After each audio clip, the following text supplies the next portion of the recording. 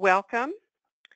We're doing a presentation for the upcoming Antarctica trip, and the special online travel log has been produced and is being presented by the full-time travel professionals of Please Go Away Vacations. We're going to be talking about Antarctica and South America, departing January the 15th and returning on the 28th. This special experience is being operated in cooperation with Colette Vacations. This is a special, personally escorted and value-added feature travel experience, and a feature travel experience always has a personal host or hostess throughout. And on this particular departure, you're going to be hosted by Marilyn Kopke, the president of Cheyenne Travel Please Go Away Vacations. And we do have Marilyn with us, and I know that she's got lots of information that she would like to share with you. Marilyn? Yes, Paula, thank you. I have some things to go over that we for sure need to do before we even get started on the trip, and that was, of course, to have your passport ready to go with you and put notes up to remind you. You do need a photocopy of your passport to keep in some place other than your passport. In Buenos Aires, we will need an adapter and converter if you intend to use their electricity. In our cabins, we're to have 220 voltage and 110 voltage outlets in the cabins. So we will need to make sure we're in the right one. A hair dryer is furnished. You want to label your bag with your name and phone number, both inside and out, and you want to attach only the plastic Colette luggage tag and have your name and address on it. When we get to the hotel, we will put the paper one on our luggage at that time. I will remind you that the price is very high if the weight of your bag is over 50 pounds. And I've seen people have to pay $100 right there at the ticket counter, so they're serious. Do be sure to take along an alarm clock. Pardon me. We do have the first night and the last night in Buenos Aires, and remember that will be summer weather. So you will have to think a little bit about summer, not very long, but a little bit. For the rest of the trip, be sure you take a very warm coat and warm clothing.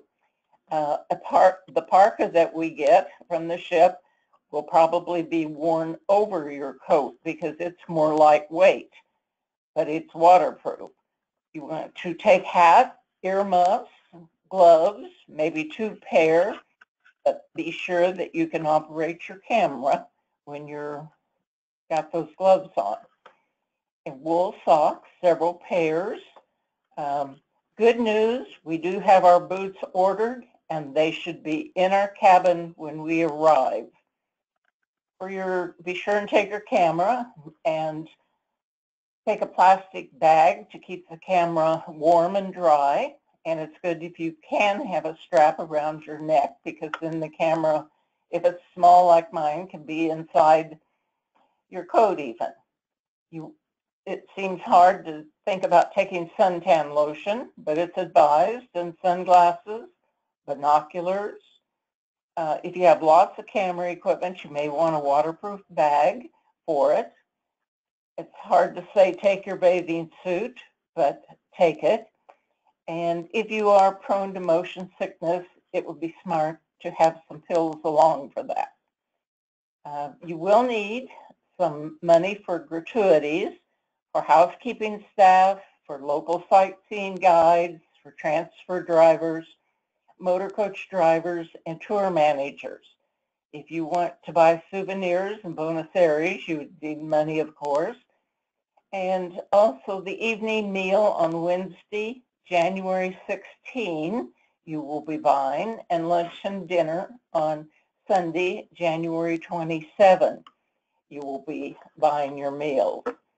Bring small amounts of cash and no $50 bills or $100 bills. The they will, the currency in Argentina is peso. And the code for that is, I believe, ARS. I'll see it later here. But they will accept U.S. dollars. So I do not intend to change any of my money into the Argentina peso. On board ship, you can also use Visa and MasterCard as well as U.S. dollars. And like 10 U.S. dollars equals 377.76 ARS, which is the Argentino peso. And I'm sure that if you want to buy something, they can tell you right off the bat how much it is in U.S. dollars.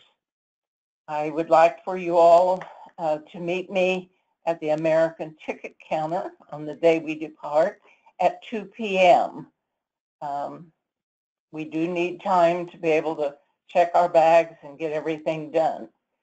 Do remember that you need a quart-sized bag for your carry-on bag for liquids and gels, and be sure they're not over 3 ounces. Your flights are all listed in the booklet that you got. If you have any questions or don't understand, please give me a call or email. Included are your onboard gratuities. Alcohol is included, but not the super premium brands. Your park fees, permits, transfers, and booths are included. We arrive in Buenos Aires at 8:50 a.m. on the next day, the 16th of January, a Wednesday. We have a tour that day in the afternoon, and we also have lunch included. And that evening, we have a reception. We will have some time in the morning to explore if our rooms are not ready, and maybe some time in the afternoon, but also realize we're going to be very tired, but we will get as much done and see as much as is humanly possible. And at this time, I'm going to turn it over to Larry. Thank you, Marilyn. We're delighted that you're listening in on this presentation. We are here to inform, and hopefully if you have questions that are presented, you will ask them to us. We want to be able to provide you an answer. As Marilyn indicated, you're going to be starting out in Buenos Aires.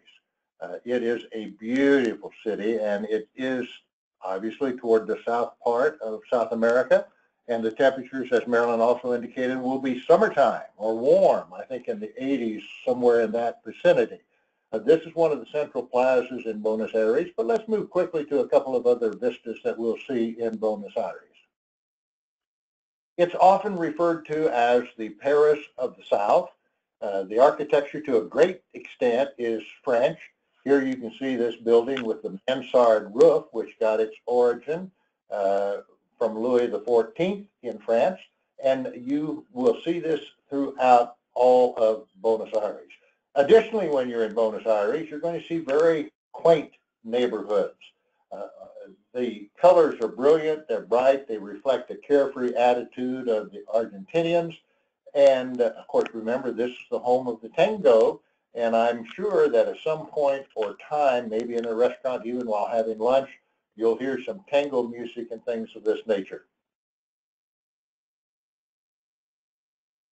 You will be going from Buenos Aires and flying to the southernmost point in the world insofar as cities are concerned. And that's to the southernmost part of Argentina at the port city of Ushuaia. And it is from this port that you will begin your epic journey across to begin in short order your exploration of Antarctica. You will be boarding the National Geographic Explorer, which is the highest rated ship for exploration in Antarctica. And I need to tell you that it is a small ship from some standards, but certainly large by other standards for what you're going to be doing. 184 passengers, and as we go through, you'll see some of the interior shots that we have for you. It is very comfortable. You are able to enjoy the lounge activity here. You notice that central location right in the center of the room. not only will you have various activities and presentations taking place, but you will also have the opportunity to partake of some of the other activities other than presentations while in this room. You'll notice in the background a bar, should anyone be so inclined. But then moving on, let's take some more views. Wi-Fi is available on the ship. Whether you are wanting to use it in your cabin, there will be access, or certainly there are capabilities in that room. Now you can see this same central location that I pointed out to you earlier. Wi-Fi truly can be somewhat spotty when you are in the Antarctic region because you're going to be at the southernmost point of the world. But bear that in mind, but you will have the ability to communicate. You may just have to wait, or you may have to try a couple of times, but don't be discouraged. So moving right along, this is a view of your dining room aboard the ship. All 184 passengers will be able to be accommodated at the same time. Now this looks like a rather formal dining area, but remember that throughout the entire cruise experience, it's going to be casual insofar as clothing is concerned and insofar as activities are concerned. It does have a sauna. For those of you that might be inclined, and we will have some additional information that you will have been presented in a memo received prior to this presentation that you're viewing, that will also indicate some of the other accoutrements of the ship, including such things as exercise rooms and things of that nature. But it is a lovely, wonderful ship that you'll be cruising across the Drake Passage from South America to Antarctica. Now, here you see your ship in Antarctica.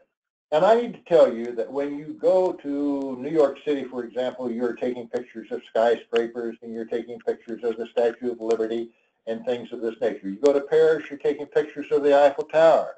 You go to London, you're taking pictures of the Houses of Parliament and of the Tower Bridge and places like that.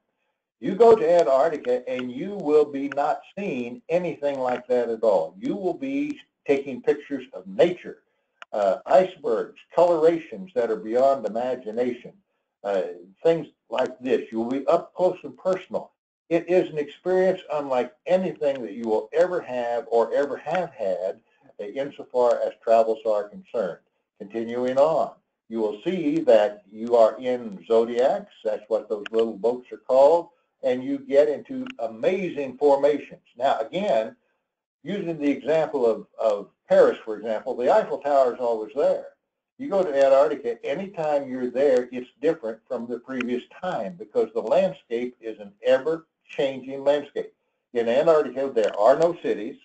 There are no ownership deeds indicating ownership in anyone.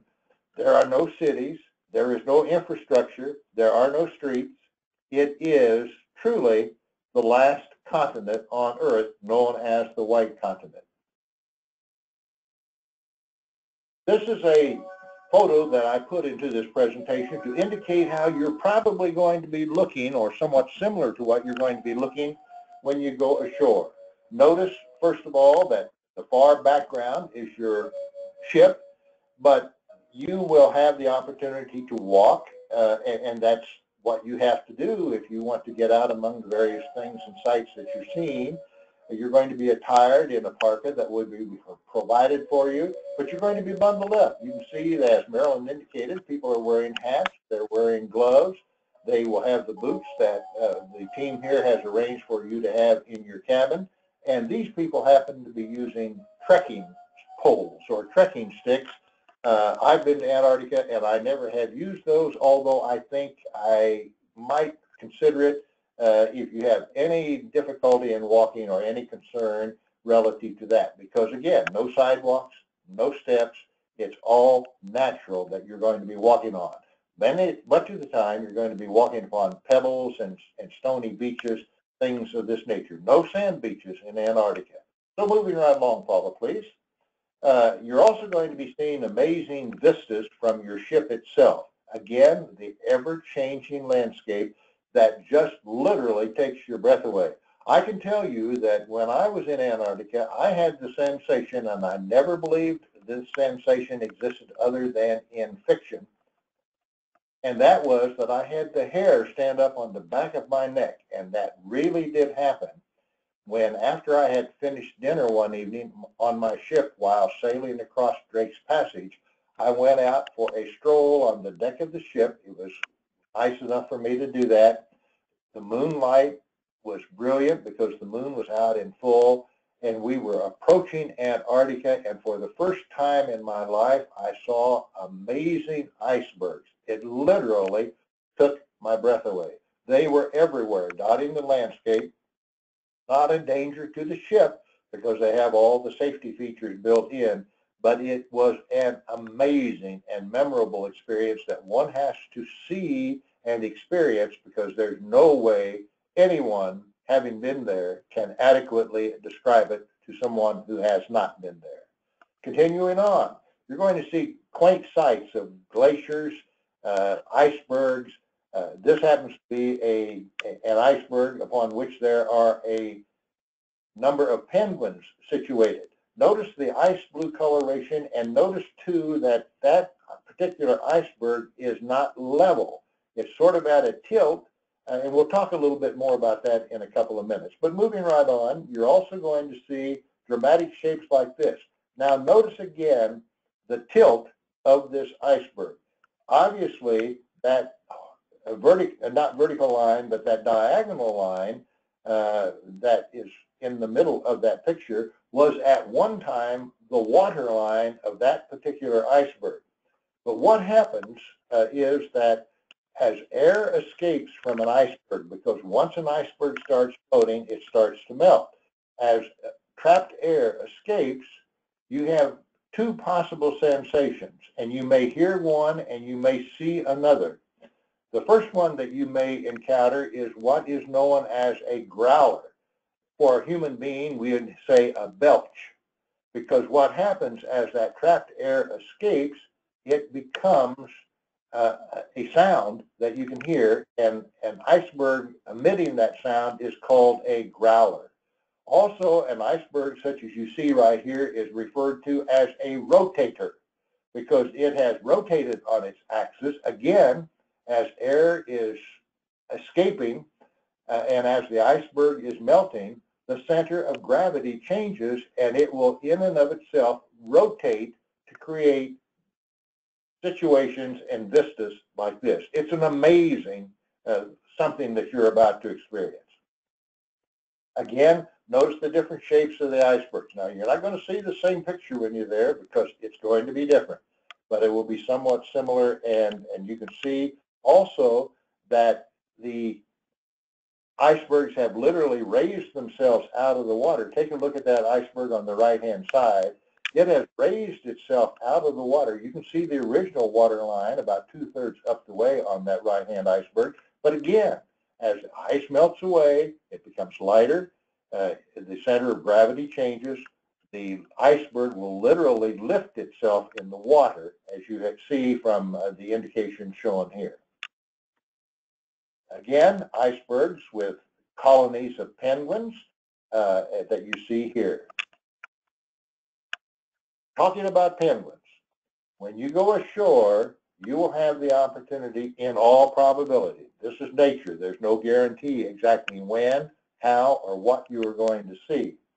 But I have had the privilege of standing in a penguin rookery, as they are called, such as this, seeing tens of thousands of penguins extending to the horizon. And a unique thing about the penguins that you are going to encounter is that they are not accustomed to man. They are more or less tame, allowing you to walk up close and get good pictures of them. A memorable situation and sensation that you will never experience in a zoo. Now, penguins hatch eggs, and they have nests. And so the question may be, from what natural resource do they build nests? Because there's no trees growing, there's no grass growing. They make their nests out of rocks, as you see right here. But then there's an interesting phenomenon that also takes place, as this next slide will show, and that is there are not enough rocks to go around.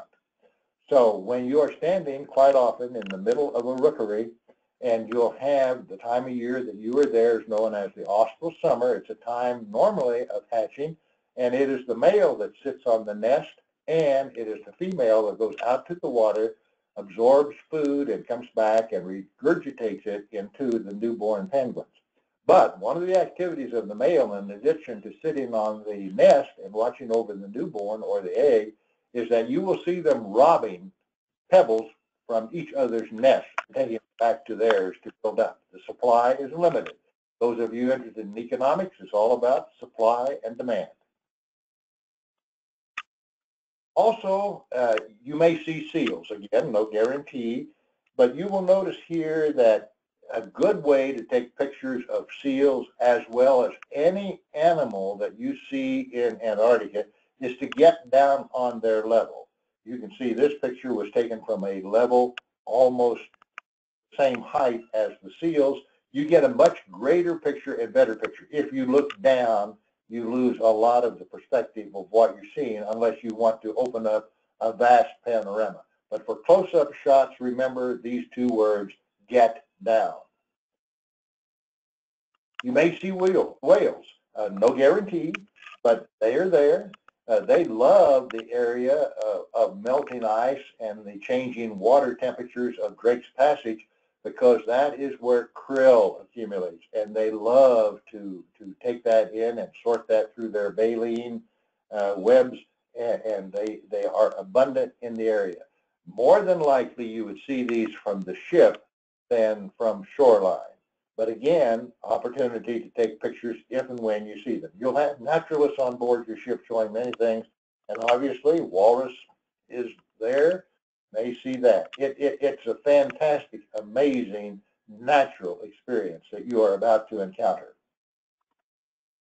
We feel so strongly about the taking of pictures in Antarctica that we prepared a special pamphlet for you, and it has been called to your attention in the memo that you have received prior to listening to this presentation.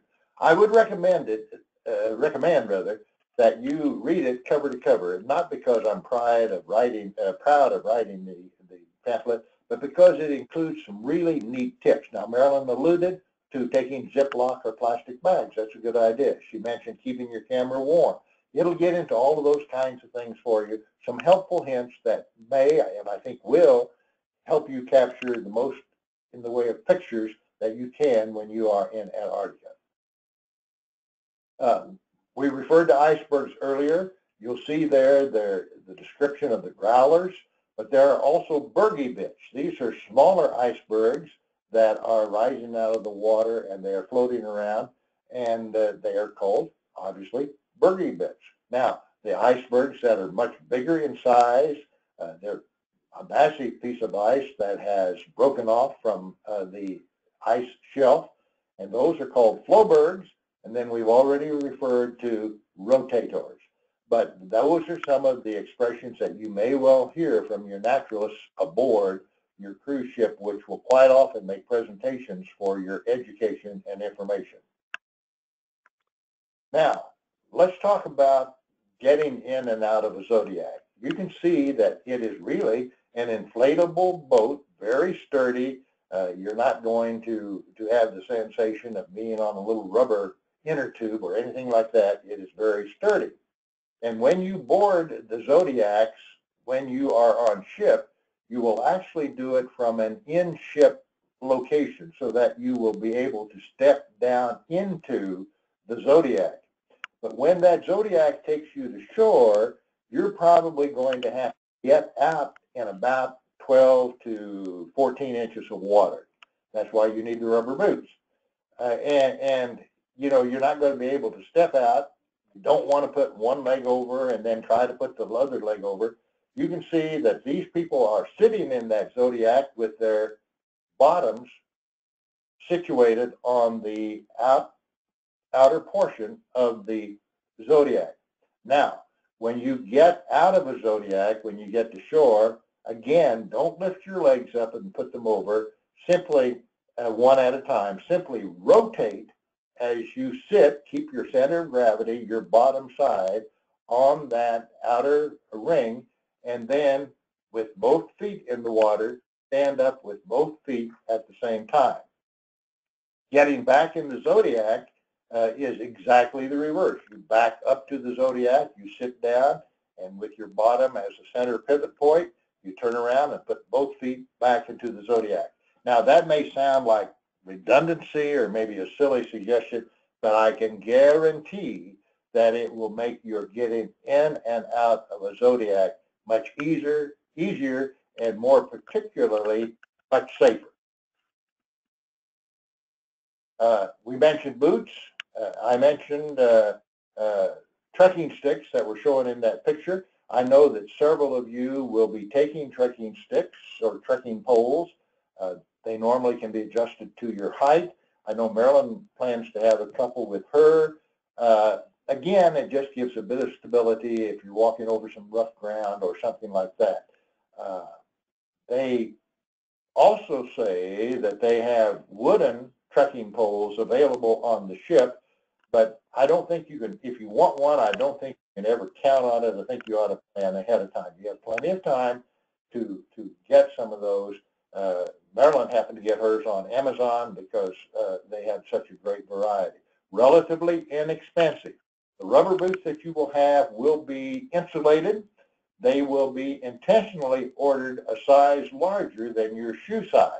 You recall we contacted you for your shoe size, and what you want to do to absorb that difference in sizes is to have 2 or 3 pair of warm woolen or similarly typed socks to wear, because you will be walking in snow, you will be getting out in cold water, things of this nature. So those are just a couple of comments about those 2 very important things. You will definitely have boots. You may want to consider the trekking poles. Now, everybody wants to buy something to bring home from Antarctica. And I can tell you there's nothing to buy in Antarctica. There are no gift shops. There are no places where you can do that. But where you will probably have your best chance of buying things that are indicative of Antarctica is when you are in Ushuaia. You're not going to have a lot of time when you are in Ushuaia.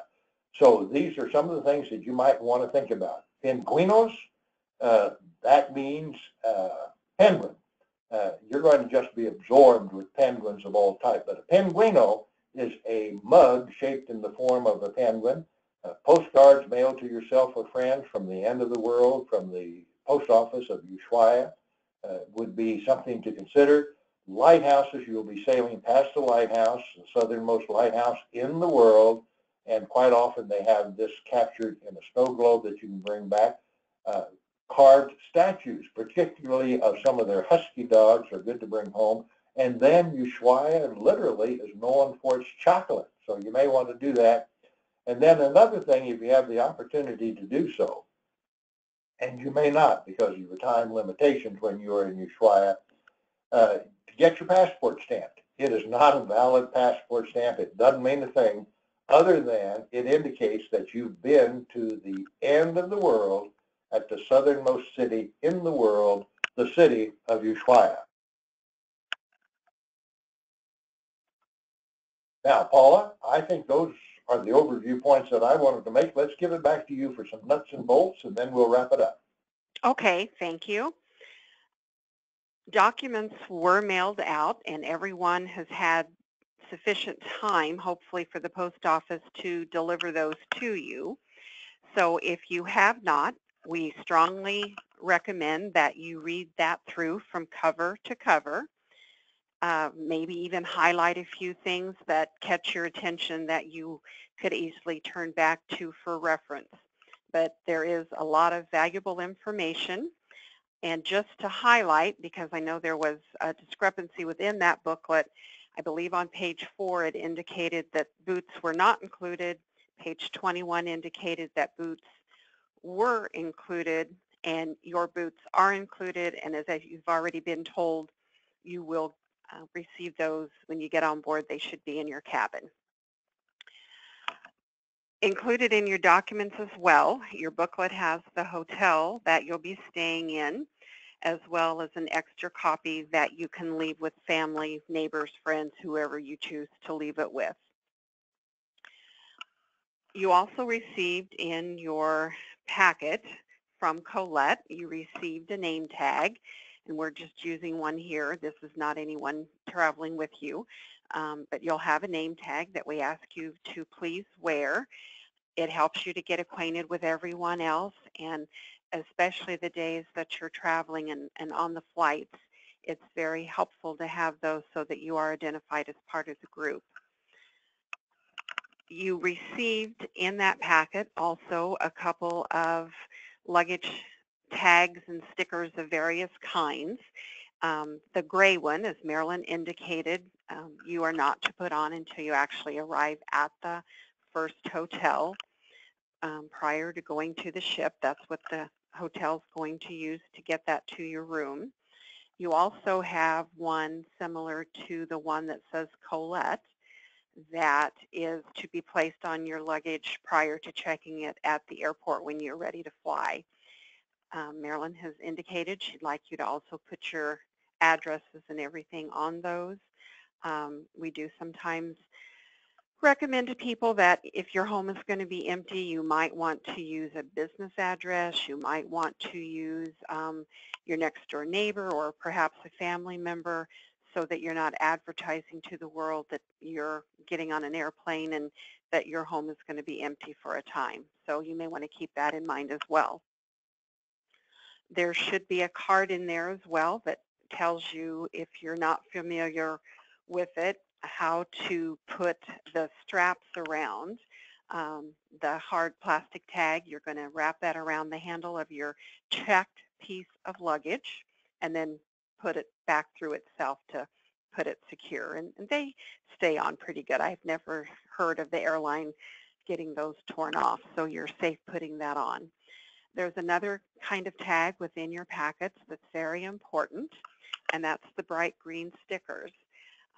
Those do peel off in the back so that they'll stick to each other, and wrap that around the tag, or the handle, excuse me, of your large piece of luggage. And again, do that prior to checking it at the airport. And the purpose of this one is entirely different. Marilyn is going to be getting porters to help with luggage at various times so that you're not having to handle luggage.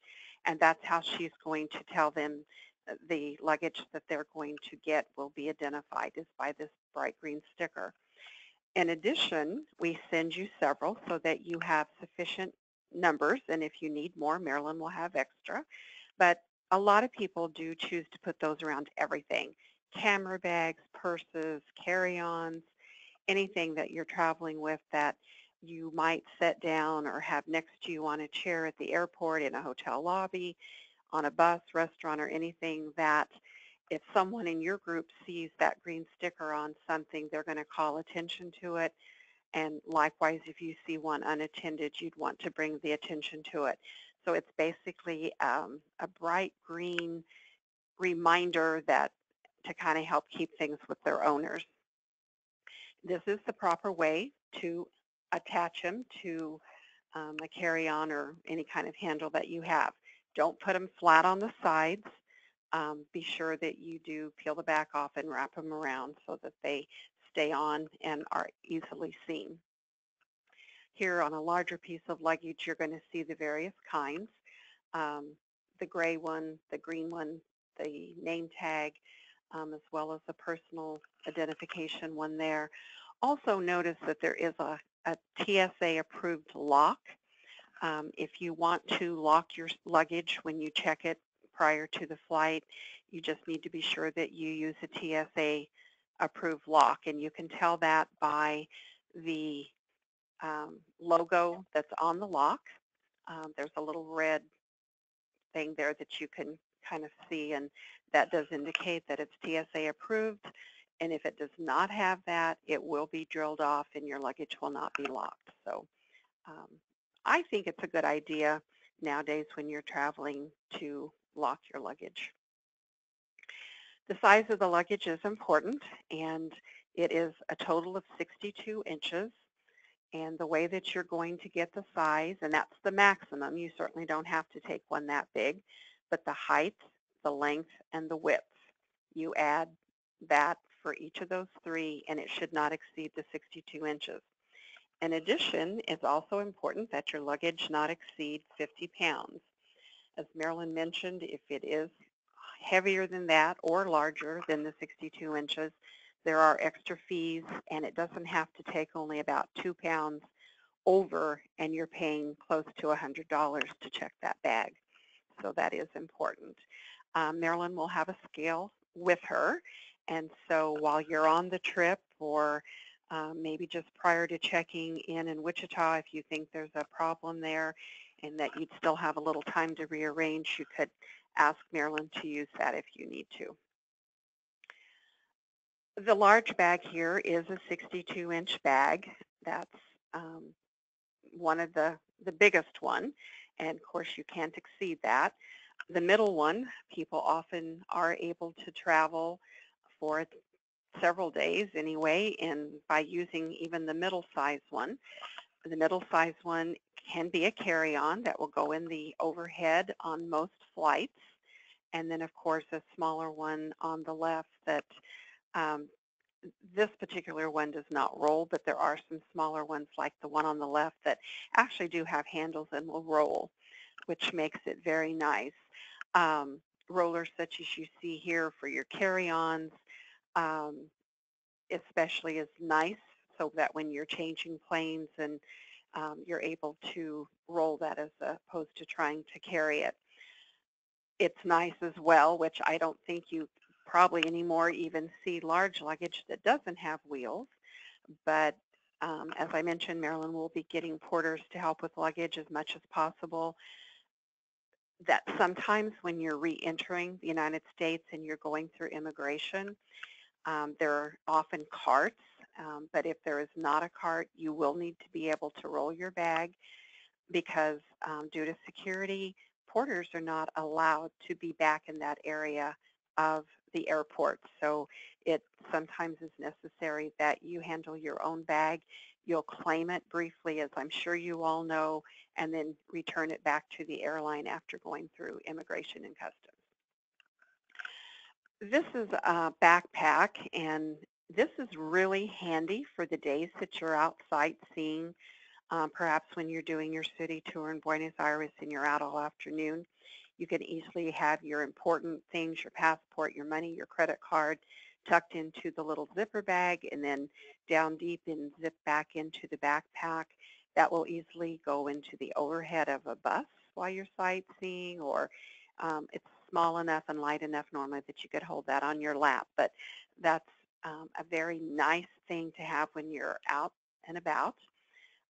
Perhaps you could even, I often have one that I have empty and zip into the side pocket of my large luggage so that if I want it in the times that I need it on land, I can take that out and use it.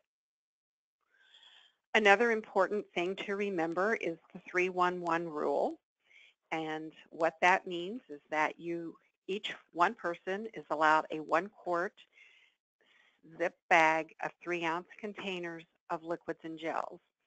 So any liquids and gels that are in a container bigger than 3 ounces, and it's the size of the container and not what you think is remaining in it.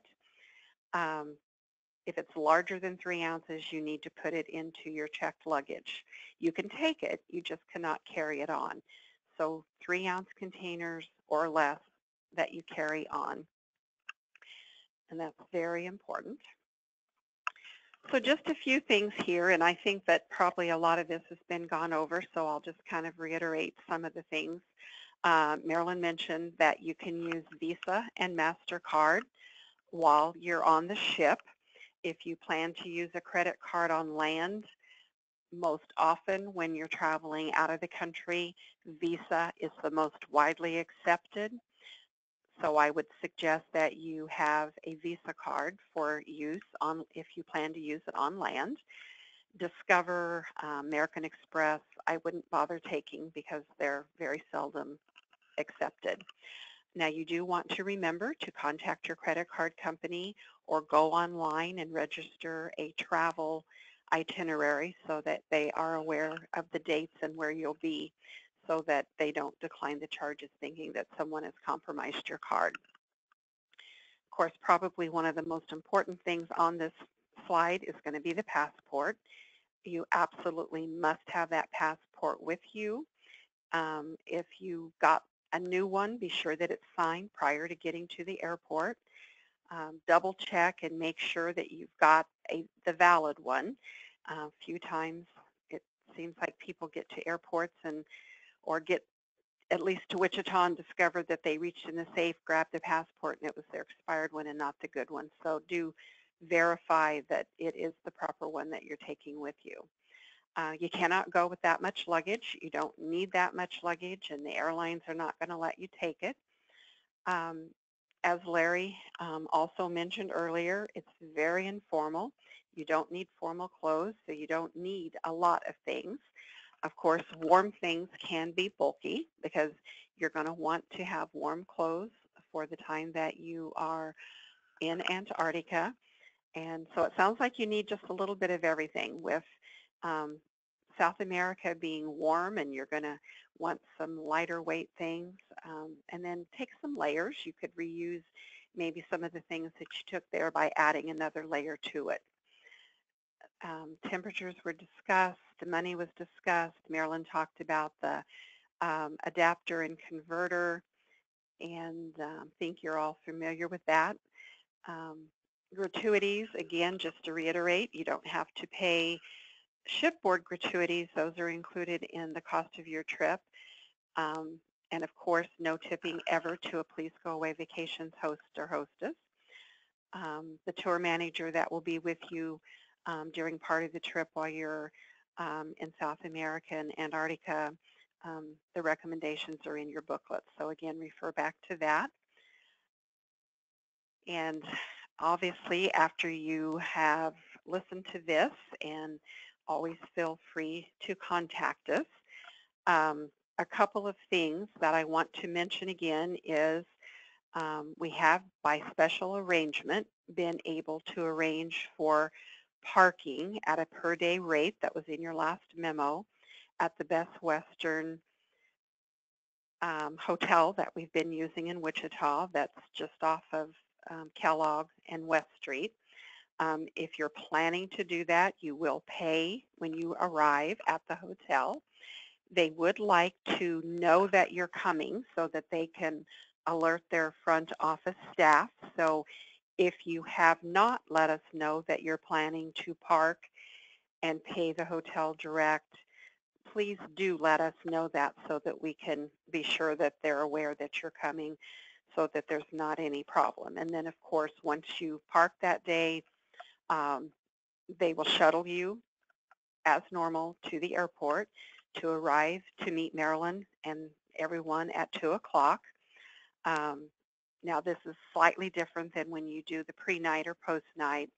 Gratuities for the driver are not included, and so please do offer them a gratuity so that they're appreciative of that, and certainly they're doing us a favor as well as you by allowing our clients to park there. So when you listen, please give us a call with any questions. We're always glad to answer.